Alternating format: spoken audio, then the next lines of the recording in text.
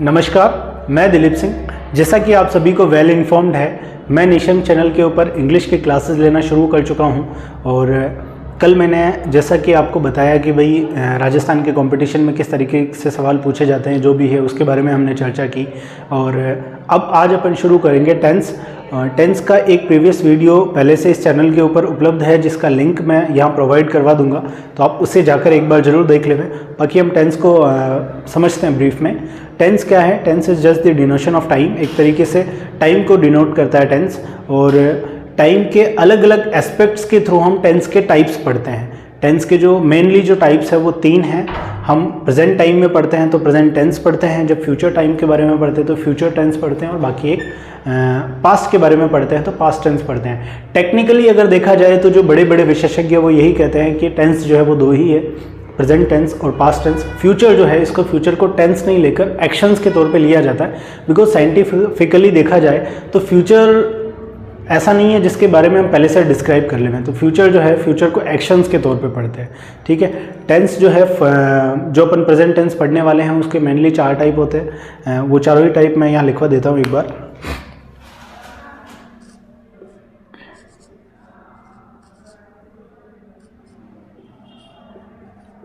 Tense क्या है? Tense काल है। टेंस के 4 टाइप होते हैं, 3 टाइप होते हैं टेंस के, प्रेजेंट, पास्ट और फ्यूचर। इनके बारे में अपन जान चुके थे। अब अपन समझते हैं कि प्रेजेंट जो है, इस प्रेजेंट टेंस के जो 4 टाइप हैं उनको समझते हैं एक बार, फिर अपन एक पर्टिकुलर शुरू कर देंगे।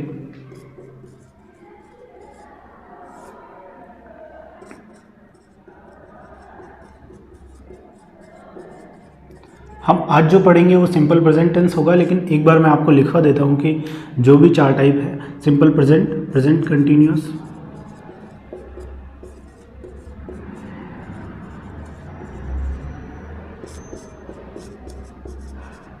एक एक को बहुत डिटेल में अपन पढ़ने वाले हैं। किसी का स्कूल टाइम में अगर टेंस कवर नहीं हुआ है, कोई भी ग्रामर कवर नहीं हुई है, तो उसको बिल्कुल भी परेशान होने की ज़रूरत नहीं है। अपन यहाँ सारा का सारा कवर करेंगे। मेनली जो भी कॉम्पिटिटिव एग्जाम्स में पूछा जाता है वो स्कूली पोर्शन ही होता है, लेकिन चूंकि हमारा वहाँ कंप्लीट नहीं होता है, उस वजह से हमें ज़रूरत पड़ती है इसको करने की। बाकी जो भी इन सिटी स्कूल्स के जो बच्चे होते हैं, उनको जब कॉम्पिटिटिव का एग्ज़ाम को देते हैं तो उनको इंग्लिश पे इतना ध्यान नहीं देना पड़ता। उसका जस्ट कारण ये होता है कि उनके सारे के सारे सिलेबस, सारे के सारे टेंसेस, एक्टिव पैसिव जो नरेशंस है वो, और डायरेक्ट इनडायरेक्ट सारा कवर्ड रहता है, उनको वेल इन्फॉर्म्ड रहते हैं, इसीलिए उनको ज़्यादा ध्यान नहीं देना पड़ता। लेकिन जो भी हैं अपन पढ़ना शुरू करते हैं। प्रेजेंट परफेक्ट टेंस और प्रेजेंट परफेक्ट कंटिन्यूअस टेंस, ठीक है। तो मेनली जो ये सारी चीज़ें जो मैंने अभी लिखवाई, टेंस 3 टाइप का होता है। प्रेजेंट टेंस की अगर अपन बात करें, इसके फर्स्ट फॉर्म प्रेजेंट की, तो इसके 4 टाइप होते हैं। इन चारों में से अभी फ़िलहाल जो हम पढ़ने वाले हैं वो सिंपल प्रेजेंट पढ़ने वाले हैं। एक बार फिर समझ ले, tense just the denotation of time, यानी समय के बारे में बताता है। तो हम प्रेजेंट, पास्ट और फ्यूचर पढ़ते हैं जब टाइम के एस्पेक्ट्स हम देखते हैं कि टाइम को भी अलग अलग तरीके से देखा जाए। तब हम 4 टाइप इसके और करते हैं कि काम जो है वो रिपीटेटिवली चल रहा है, अभी जारी है, या अभी कंप्लीट हो चुका है। 2 चीज़ें हैं कि either the action is going on और it has been completed, तो वो 2 चीज़ें होती है, उसी के हिसाब से अपन इसको पढ़ते हैं। तो अभी फ़िलहाल जो हम पढ़ना शुरू कर रहे हैं वो सिंपल प्रेजेंट है। ओके, रिमूव करता हूँ मैं इसे एक बार, फिर अपन सिंपल प्रेजेंट के बारे में एक अच्छी से इन्फॉर्मेशन लेते हैं, और छोटे मोटे जो बहुत नॉर्मल से एग्जाम्पल होते हैं उससे समझते हैं। हम पर्टिकुलर टेंस को पढ़ने के जस्ट बाद हम उसके ऊपर एक एक एक्सरसाइज रोज करेंगे, और उसी के अलावा हम जो निशंक का टेलीग्राम चैनल है उसके ऊपर भी उसकी एक्सरसाइज से क्वेश्चंस क्विज में डालेंगे। एवरीडे जो मॉर्निंग 8 o'clock जो अपने 5 क्वेश्चंस आने वाले हैं, उसमें अपन इन क्लासेस से और कुछ रैंडम टॉपिक से भी डालेंगे सवाल, ठीक है।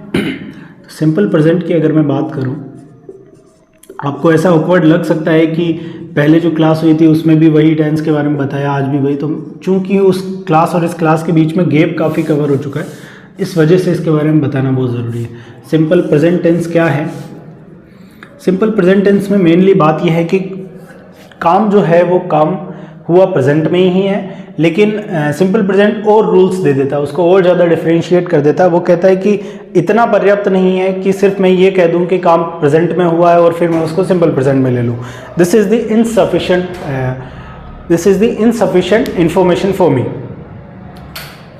ओके, तो और इनसफिशिएंट है तो सफिशिएंट जो इंफॉर्मेशन चाहिए उनके बारे में अपन समझते हैं। सबसे पहले सिंपल प्रेजेंट ये कहता है कि कोई भी एक्शन, एनी एक्शन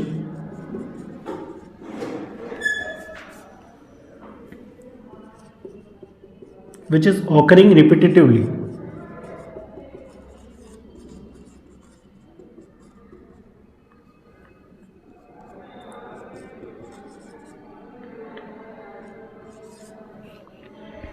कोई भी ऐसा काम या कोई भी ऐसी एक्शन जिसको रिपीटेटिवली किया जा रहा है, जिसको बार बार किया जा रहा है, जो एवरीडे एक्शन हो चुकी है। एक तरीके से मैं ये कहूँ कि उसको अपन ये समझ लें कि वो क्या है, एक एवरीडे एक्शन हो चुकी है, जो लगातार रोज़मर्रा के जीवन में होने वाला काम हो चुका है, तब हम कहेंगे कि वो जो है सिंपल प्रेजेंट में ले जाने वाला काम हो सकता है। दूसरा मैं ये कहूँ सीधा सा कि कोई हैबिचुअल काम कह दें, जो आदतन हो, जो रोज़ नहीं हो रहा हो लेकिन हर घंटे हो रहा हो तो भी वो रिपीटेटिव हो गया, तो वो हैबिचुअल एक्शन में उसे कहूँ कि वो एक आदतन काम हो सकता है। ठीक है। तीसरा मैं ये कह दूँ कि कोई फैक्ट है जो हिस्टोरिकल है, कोई इतिहास का कोई ऐसा फैक्ट है, तो उस फैक्ट को कहने के लिए मैं किसी और टेंस का प्रयोग ना करके मैं क्या करूँगा, मैं सिंपल प्रेजेंट का प्रयोग करूँगा। हिस्टोरिकल फैक्ट हो गया। चौथा जो सबसे बेस्ट एग्जांपल जनरली इसमें सिंपल प्रेजेंट में दिया जाता है वो ये है कि यूनिवर्सल ट्रूथ, सार्वभौम सत्य, जो इस पृथ्वी में आप कहीं चले जाओ सत्य है, वो सत्य है। तो सत्य बात को कहने के लिए भी हम सिंपल प्रेजेंट का यूज़ करते हैं। जैसे यूनिवर्सल ट्रूथ में जनरली एक एग्जांपल दिया जाता है, sun rises in the east, सूर्य पूर्व दिशा में उगता है। तो हम जानते हैं कि सूर्य पूर्व दिशा में उगता है। आप कहीं पर भी चले जाएं, हिमाचल चले जाएं, आप कहीं शिलोंग चले जाएं, कहीं भी चले जाएं, सूर्य पूर्व दिशा से उगता है मतलब उगता है। तो sun rises in the east, ये एक यूनिवर्सल ट्रूथ है, सार्वभौम सत्य है, तो इसको भी हम सिंपल प्रेजेंट में लेते हैं। तो मेनली जो है ये 4 तरीके हैं जिससे हम सफिशिएंट इस इंफॉर्मेशन को बना देते हैं कि हमें उस जो काम है, जो एक्शन है, उसको सिंपल प्रेजेंट में लिखना है। तो यूनिवर्सल ट्रूथ के जो वाक्य होंगे उन यूनिवर्सल ट्रूथ के वाक्यों में भी हम किसका प्रयोग करेंगे, सिंपल प्रेजेंट टेंस का प्रयोग करेंगे, यूनिवर्सल ट्रूथ। ठीक है। ओके, तो इसका एग्जांपल मैं करवा देता हूँ। इसके एग्जांपल से पहले एक बार ये समझिए कि हिंदी के वाक्यों में अगर मान लीजिए कोई आदमी हिंदी में आपसे बात कर रहा है, उसने आपको कुछ कहा है, तो उसको देख करके आप कैसे पहचानेंगे कि भाई ये जो है ये इस टेंस का वाक्य हो सकता है। तो जनरली क्या होता है, जनरली जो हिंदी के वाक्य होते हैं, हिंदी के वाक्यों के अंत में के जो लास्ट वर्ड्स होते हैं उनमें क्या होता है, या तो ता है या ती है या ते है, ऐसा कुछ प्रयोग होगा जिससे, जस्ट अ सेकंड,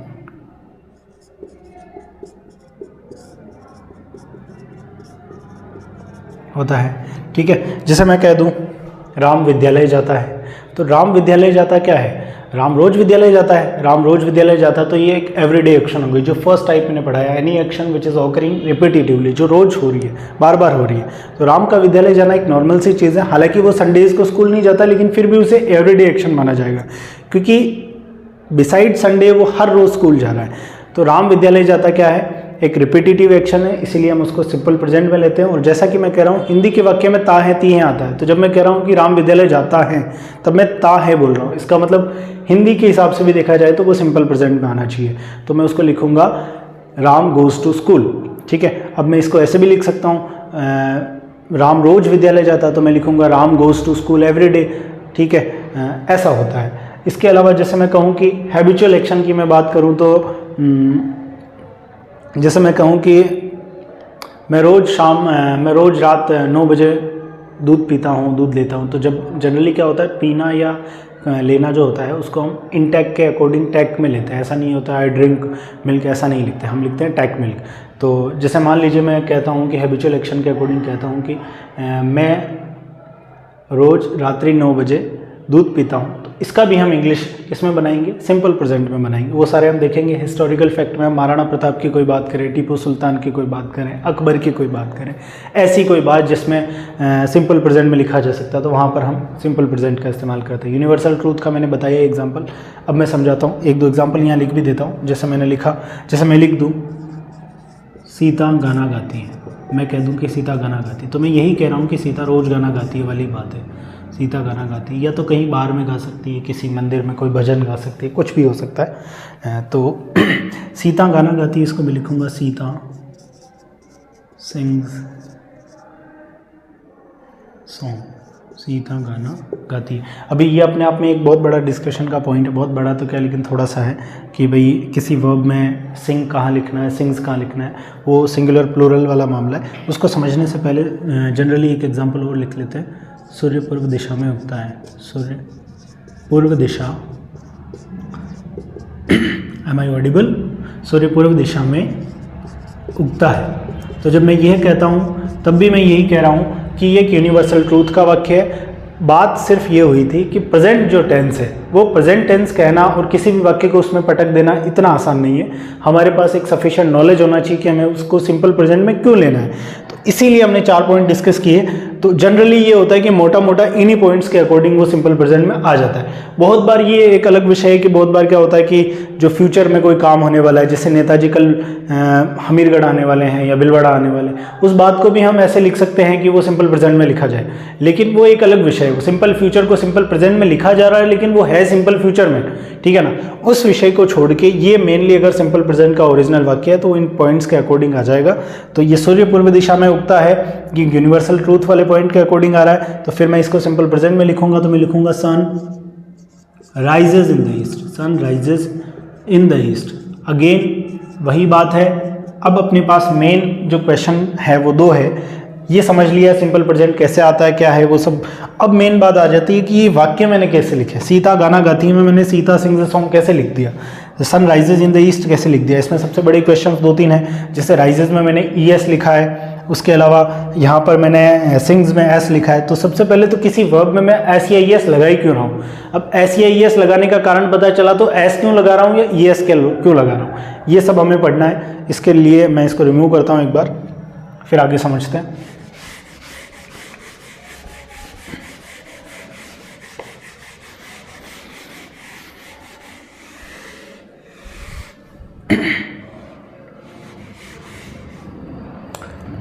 इसके अलावा मेन चीज़ जो क्या है वो है ये है कि सिंपल प्रेजेंट में जब भी हम वाक्य पढ़ते हैं तो वाक्य को 4 तरीके से पढ़ा जाता है। किसी काम का हो जाना, किसी काम का नहीं होना, किसी काम के हो जाने के बारे में प्रश्न पूछना, और किसी काम के हो जाने के बारे में प्रश्न को नेगेटिवली पूछना। यानी वाक्य जो है मोटा मोटा मैं बात करूं तो वाक्य भी 4 प्रकार के होते हैं। टेंस तो 4 प्रकार के हो रहे हैं, सिंपल प्रेजेंट मतलब प्रेजेंट के 4 टाइप हैं, लेकिन सेंटेंस जो है यानी वाक्य जो है उसके भी अपने 4 टाइप होते हैं। किसी काम का हो जाना अफर्मेटिव, किसी काम का नहीं होना नेगेटिव, और किसी काम का हो जाने के बारे में पूछना इंटरोगेटिव, और किसी काम का हो जाने के बारे में नेगेटिवली पूछना इंटरोगेटिव नेगेटिव। तो सेंटेंस जो होते हैं वो 4 टाइप के होते हैं। जब हम सिंपल प्रेजेंट टेंस पढ़ते हैं तो हम पढ़ते हैं कि भाई सिंपल प्रेजेंट में वाक्य कैसे बनते हैं, तो हमें फिर एक सेंटेंस की स्ट्रक्चर लिखनी पड़ेगी। तो जब हम सेंटेंस की स्ट्रक्चर लिखते हैं, सेंटेंस स्ट्रक्चर, ठीक है, कि वाक्य को बनाऊंगा कैसे, मैं कब सब्जेक्ट को रखूंगा, कब ऑब्जेक्ट को रखूंगा, कब वर्ब को रखूंगा, कब वर्ब के साथ क्या रखूंगा।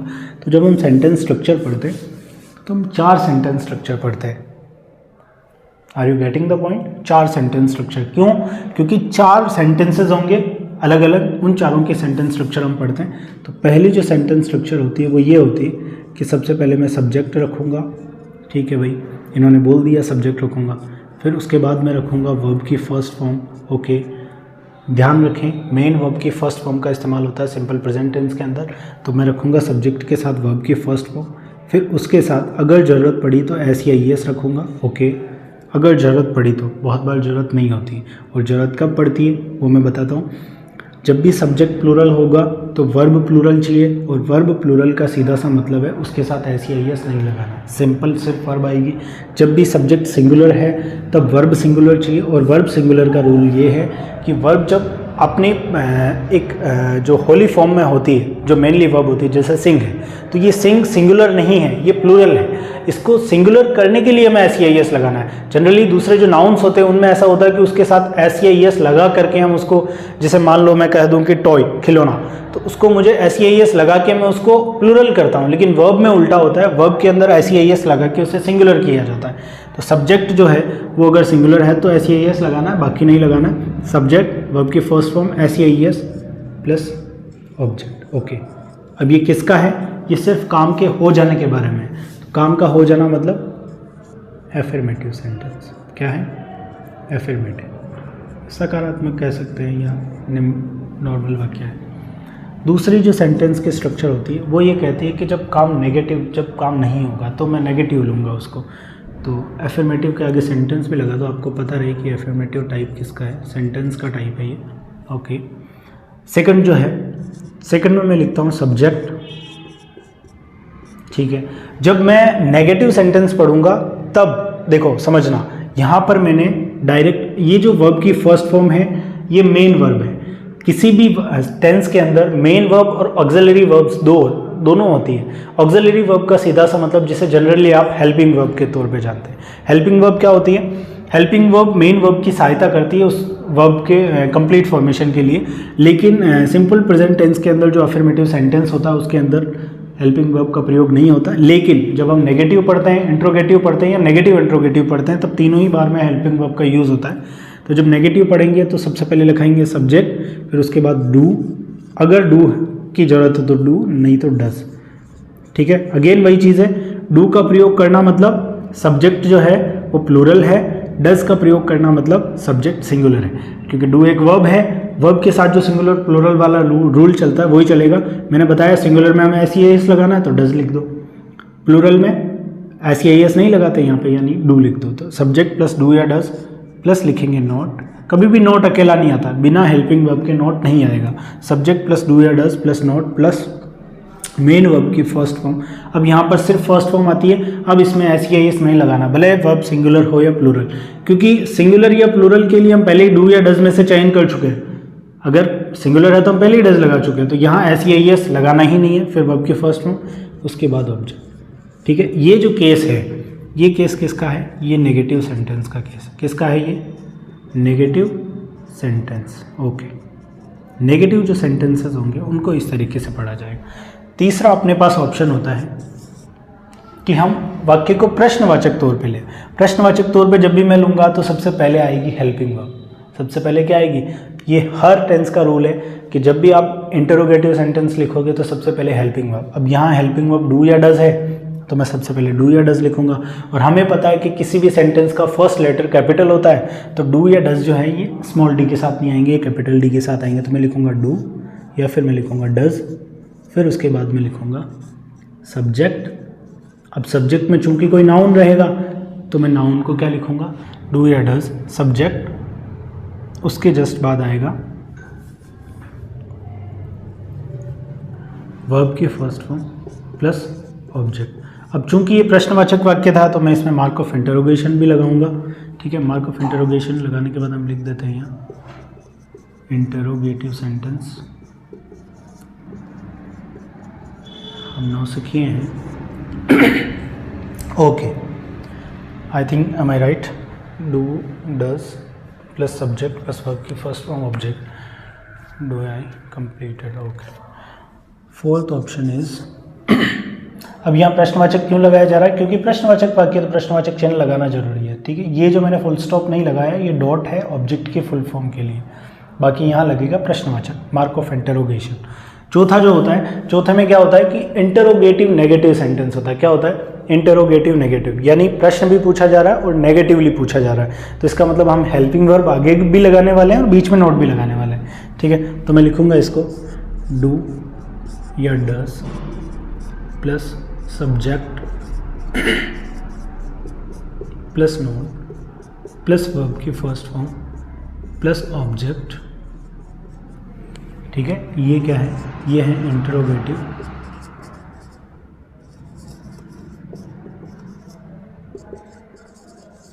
Negative sentence. ओके, तो ये 4 टाइप हैं।